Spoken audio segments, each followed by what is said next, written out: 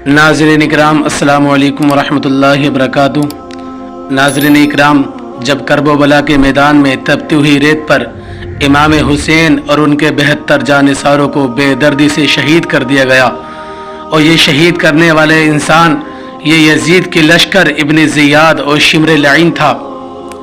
उनके जिस्मों को घोड़ों की टापों के नीचे रौंदा गया और उनको सताया गया, उनकी बीवियों को, उनके बच्चों को सताया गया और उनके कटे हुए सर को नेज़ों पर बुलंद किया गया और नेज़ों पर बुलंद करने के बाद बाजार कूफा में उन सरों को निकाला गया और ये ऐलान किया गया, देखो हमने एक बागी के साथ जंग की थी और हमने उस पर फतेह हासिल की है।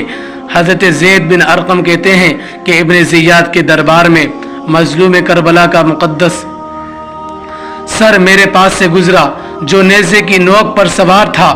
जब मैं अपनी जगह पर बैठा हुआ था, जब वो मेरे पास से गुजरा तो वो कुछ पढ़ रहा था।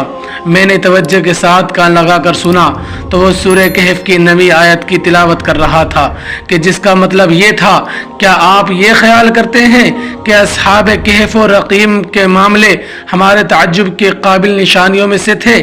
खुदा की कसम में ये मंजर देख कर लरज़ गया और बुलंद आवाज़ के साथ कहा कि ए फर्जंदे रसूल, आपका मुक़द्दस सर अस्हाब कहफ से ज़्यादा हैरान कुन और ताज्जुब आवर है।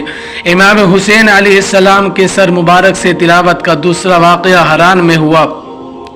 कूफा से शाम जाते हुए कारवाने हुर्रियत चलते चलते हरान नामी एक जगह के नज़दीक पहुंच गया।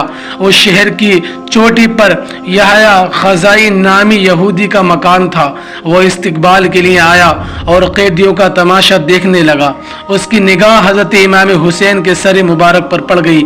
उसने देखा कि आपके मुबारक लबों से कोई आवाज़ आ रही थी।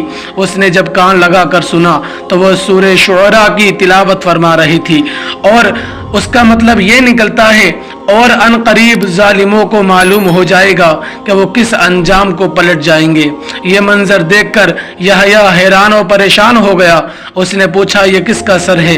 हुसैन बिन अली का। उसने कहा, यहूदी ने कहा अगर उसका दीन बरहक ना होता तो ये करामत उससे हरगिज जाहिर ना होती। उसने ये कहा और जुबान पर कलमा जारी कर दिया और मुसलमान हो गया। जब यजीद की कौम, यजीद की फौज जब इमाम हुसैन अलैहिस्सलातु वस्सलाम के कटे हुए सर को दरबार यजीद में लेकर गए और दरबार यजीद में जाने के बाद पेश किया गया तो यजीद ने एक शायर से कहा कि उठो और उठने के बाद आने के बाद मेरी तारीफें करो। आज मैंने एक बागी से जंग की है और अल्लाह ताला ने मुझे इज्जत अता फरमाई है। ये सुनकर हजरत ज़ैनब रज़ियल्लाहु ताला अन्हा के जिनके हाथ जंजीरों में जकड़े हुए थे, उन्होंने कहा, ए जालिम, तू ये कहता है कि अल्लाह तबारक व ताला ने तुझे फतह हासिल की है?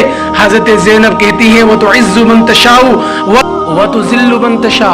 अल्लाह की वो जात है कि जिसे चाहे इज्जत अता फरमाए और जिसे चाहे जिल्लत अता करे।